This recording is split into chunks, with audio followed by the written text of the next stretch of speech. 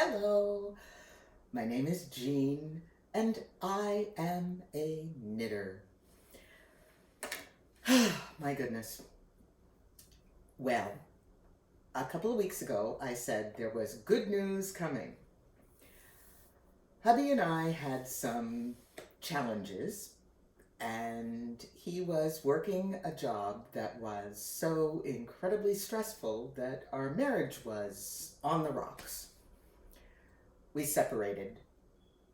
I moved to Virginia from Wisconsin, and he and I continued to talk, and it wasn't easy, but the job is going to end this week. Yay! And he has been hired by a new company, and the two of us have identified our troubles and we can attempt to work them out together, but that means we both get to move, but we will be moving in together. And we are making team decisions and talking to each other, and we just didn't want to throw 16 years of marriage down the tubes because it was rough, but we did sign on for the good and the bad. We never even officially filed for a separation. So, my life will continue, but there's a move in my future. He's got a new job with a significant increase in pay. The benefits are going to be just fine. Life is good. I'm knitting a shawl. And I showed you some of the colors, and it looks right now like this. 3 different colors. And of the dark, I have this much left over. That's it. Of the next color, I have even less left over. That's okay. This is my 3rd color. I have a chunk left over. I don't know when I'm going to switch to it. Let's hold this up again.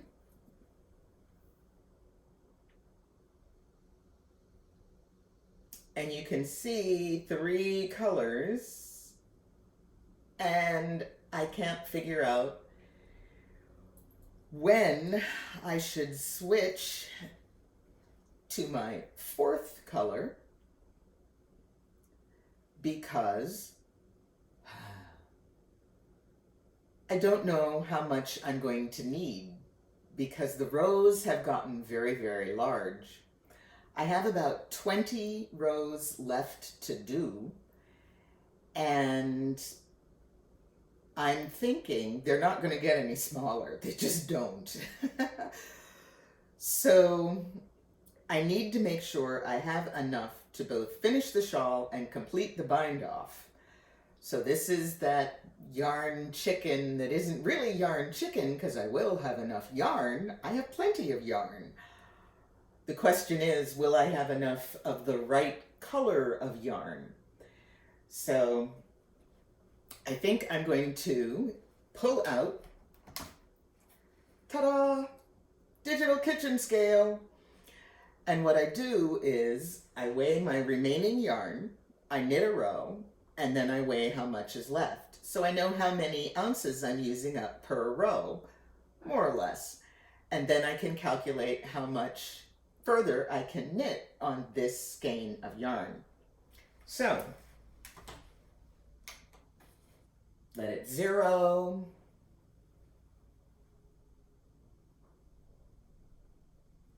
.92 ounces.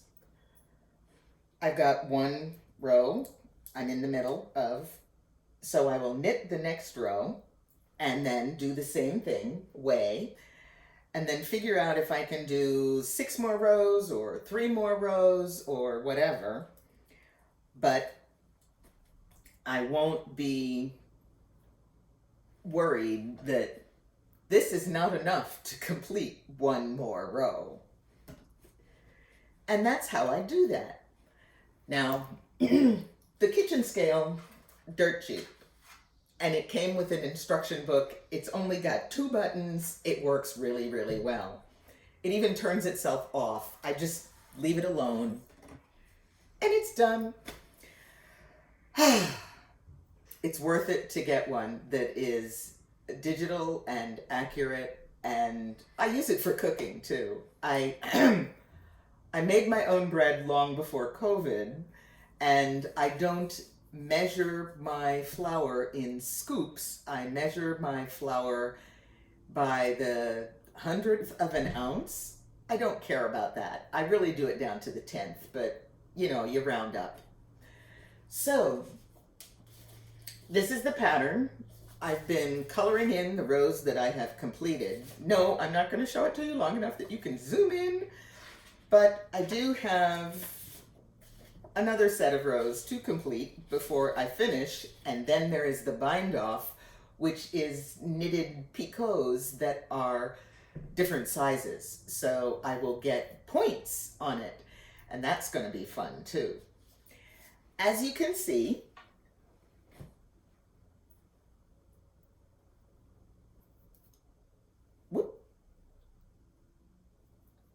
don't, lace catches on everything. Can you see the number of stitch markers I've got in here?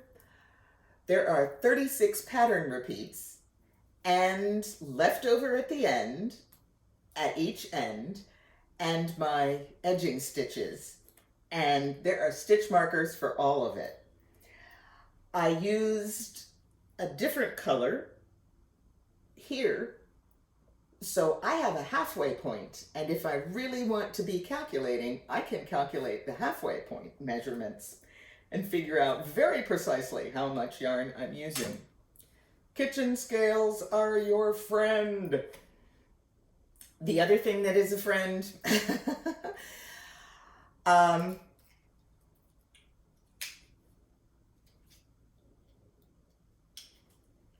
this is a set of magnifiers that I inherited from my grandparents because my eyes have long since passed that stage where I can read the fine print without assistance, and my glasses are not always enough assistance.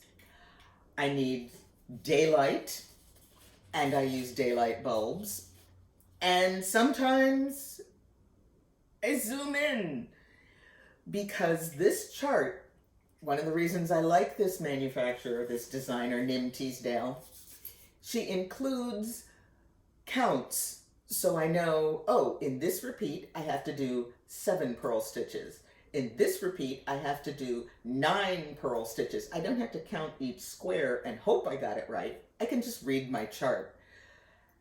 And I will also tell you that if ever you have a choice between written out directions, K1 TBL, P1, comma, parentheses, repeat.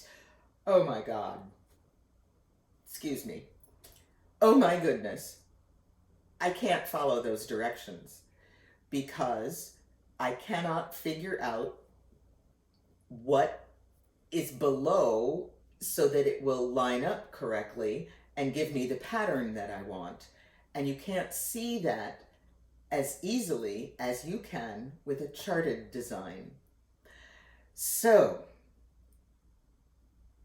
I'm also not real good at taking charts, taking written directions and turning them into charts. I can do it, but I would not want to do it for something complicated like this lace pattern because I wouldn't find my error until it was way, way, way too late.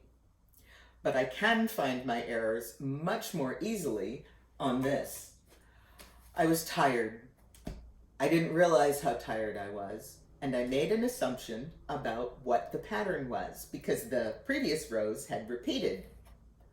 I didn't look at the chart closely, and I repeated a pattern row when I should not have. And when I purled back, of course, everything lined up because I know how to purl back on this repeat. No, When I went to the next pattern row, which I knew was different, nothing lined up, and it ended up having to tink back one stitch at a time because you cannot rip lace and then pick it up unless you put in a lifeline. And I'm not using lifelines on this one because, frankly, I haven't had to tink back very much. And I keep checking. And if you have to tink back 2 rows, that's Usually I only have to tink back, I think I've only tinked back 3 times on this shawl in the entire shawl, which I'm very proud of. Yay me! Yay me! But I'm at a point now where I am double and triple checking. I won't repeat that error. And I think probably next week, maybe by Saturday even this week, my shawl will be finished.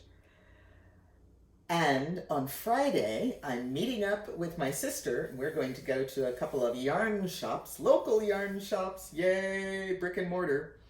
And what I'm looking for is a set of blocking wires, because I was looking at pictures of shawls that have been pinned out versus shawls that are semi or totally circular that have been pinned out using blocking wires. And the accuracy and precision with the blocking wires is mind-boggling. So I want to try blocking wires for this shawl. It's not going to be my last. I absolutely adore knitting shawls. And I'm going to recommend that people use kitchen scales to calculate how much yarn they're using, and magnifying glasses to read the charts, because, hey, it works. And I will keep knitting because this shawl is actually a lot of fun, and I want you to just keep knitting.